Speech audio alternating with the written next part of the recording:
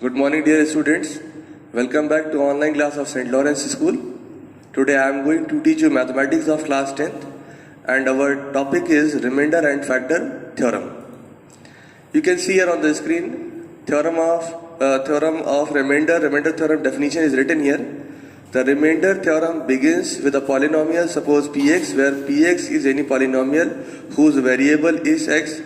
Then, as per the theorem, dividing the polynomial px by some linear factor x minus a, where x is any number, we have to do the long division method, and when we do the division, we get any quotient qx and rx as remainder, and the remainder theorem can be expressed as here px divided by x minus a is equals to quotient into divisor plus remainder.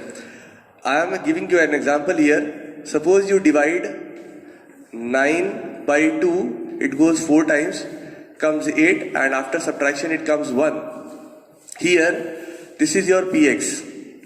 Px can be written as quotient is 4 qx into divisor x minus a plus this is 1 remainder, that is rx. So this is called your remainder theorem. Remainder theorem and the polynomials you can see here on the screen. If you divide any polynomial px, if a polynomial px is divided by binomial x minus a, then the remainder obtained is pa. Remainder theorem gives you remainder without actually performing the division. If your px is any polynomial divided by x minus a, then our rx will be directly pa. This is called remainder theorem. You can see an example here.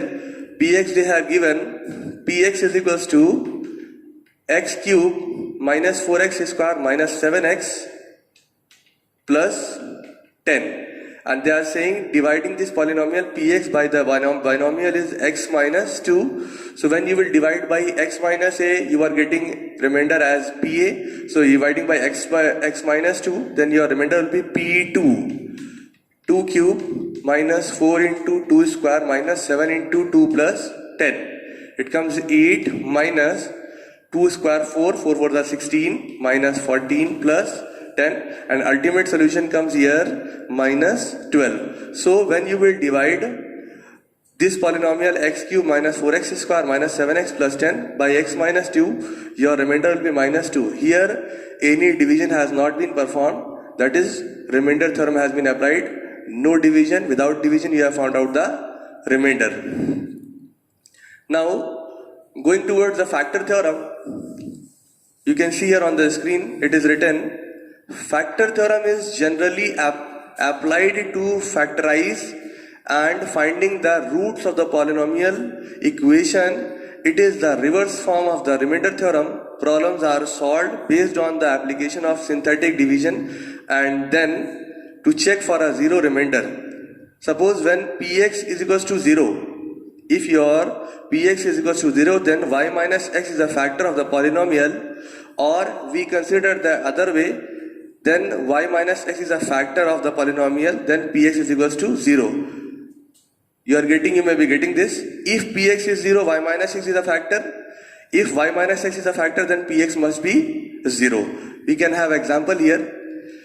What is the process of doing the or applying the factor theorem is first arrange the polynomial in the decreasing order of its degree. Divide the first term of the dividend by the first term of the divisor to produce the first term of the quotient. Multiply the divisor by the first term of the quotient and subtract this product from the dividend to get the remainder. This remainder is the dividend now, and divisor will be remain same. Again repeat from the first step until the degree of the new division is less than the degree of the first divisor. This is all you can read here from the screen. I'll be solving an example to make it all clear. You can see here on the screen, we have written example here. Find the remainder when 4x cube minus 5x plus 1 is divided by these many x minus 2 or x plus 3 or 2x minus 1. The expression 4x square minus px plus 7 leaves the remainder. This is another question of remainder theorem. This is a question of remainder theorem. This is the question of remainder theorem. Now it comes the factor theorem question. Using factor theorem, show that x minus 5 is a factor of the polynomial this, and then factorize also. So for showing, you need to apply the factor theorem. Substitute the value of x as 5 here. If it comes 0, it is a factor. If it doesn't come 0, it is not a factor. Now we are going for factorization by factor theorem. What we have to do? We have to perform a long division. Let us see how will we perform the long division. We have to divide 2x cube minus 5x square minus 28x plus 15 divided by x minus 5. Divided by x minus 5. According to the steps, they said you have to write the polynomial in the decreasing order of the degree. So it is already written here. Power is 3, power is 2, power is 1 and power is 0 here. So this is already written in the decreasing order. Now what we have to do is, we have to check the first term of the polynomial and first term of the divisor also. So here it is written x, here it is written 2x cube. If you want to make this x as a 2x cube, you have to write here 2x square. When you write 2x square and multiply with x minus 5, it comes 2x cube minus 10x square, and then after subtraction. Subtraction, you need to change the sign here, gets cancelled. 10 minus 5, 5x square minus 28x. Now again continue with the same process. First term of the divisor and first term of the polynomial. This is x, this is 5x square. You have to make x as 5x square. For that you need to multiply with 5x. Positive 5x, multiply 5x with x minus 5. It comes 5x square minus 25x. And after this, you have to do the subtraction here. Change the sign, gets cancelled.